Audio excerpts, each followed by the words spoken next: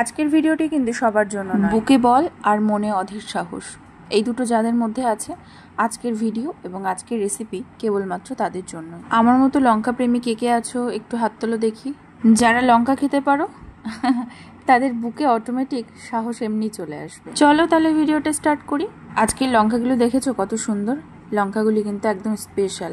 সেই ননদ বাড়ির থেকে আমার শাশুড়ি মা কেবলমাত্র আমার জন্য বয়ে নিয়ে এসেছেন এত দূর পর্যন্ত। লঙ্কা দেখে আমার কিন্তু প্রথমেই লোভ লেগে গেছিল, তাই তো আজকে এত স্পেশাল একটা রেসিপি তোমাদের সাথে শেয়ার করব। প্রথমেই লঙ্কাগুলোকে কিন্তু এইভাবে অর্ধেক করে ভালো করে এর বীজ আমি ছাড়িয়ে নেব।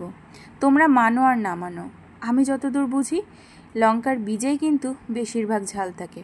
যখন লঙ্কার বীজটা ফেলে দেওয়া হয় খোসাতে কিন্তু ঝালের ভাগটা প্রায় 30% হলেও কমে যায়। তাছাড়া লঙ্কার খোসা কিন্তু হজম হয়ে গেলেও বীজ সহজে হজম হতে চায় না, তাই যতটা পারবে তোমরা বীজ ফেলে দেওয়ারই চেষ্টা করবে।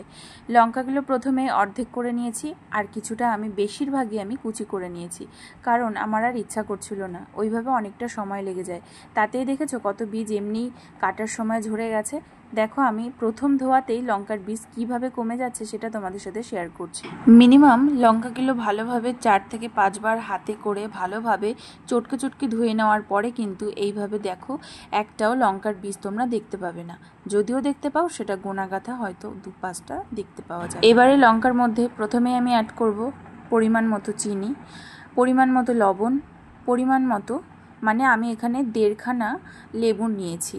লেবুর রসটা ভালোভাবে নিংড়ে নিতে হবে, এতে করে কিন্তু লঙ্কাটা অনেকটা সফট হয়ে আসবে। আর যেহেতু আজকে লঙ্কার আচারটা আমি টক ঝাল মিষ্টি 3টে ফ্লেভার বা 3টে স্বাদেই আমি করতে চাই, তো সেই জন্য আর কি আমি এইভাবে লেবু অ্যাড করলাম। তোমরা চাইলে নাও করতে পারো, তবে এইরকম না করলে কিন্তু ভালোও লাগবে না খেতে। প্রথম থেকে যেহেতু হাত দিয়ে লঙ্কা কাটা হচ্ছে, এবারও যেন তোমরা কেউ হাত দিয়ে আবার মাখাতে যেও না, হাতের একদম 12টা বেজে যাবে। তো যাই হোক, এবার চামচ দিয়ে ভালো করে সমস্ত উপকরণ মিশিয়ে নিয়ে কড়াই গরম করে এক এক করে আমি দিয়ে দিচ্ছি সর্ষে, জিরে, সাদা তিল এবং গোটা ধনে। এই সমস্ত উপকরণ ভালো করে আমি নাড়াচাড়া করে ভেজে নেব যতক্ষণ একটা সুন্দর ফ্লেভার না আসে এবং ভাজা ভাজা হয়ে লাল লাল না হয়। আমার কাছে মেথি, মৌরি এগুলো কিছু নেই বলে আমি অ্যাড করতে পারলাম না। তোমরা চাইলে মেথি, মৌরি, জোয়ানও অ্যাড করতে পারো, খুব সুন্দর লাগবে খেতে। তারপরে কিন্তু শিলনোড়ায় অবশ্যই করে বেটে নিয়েছি। ক্রাশ এমনভাবে করতে হবে যাতে একটু আস্তে আস্তে থাকে।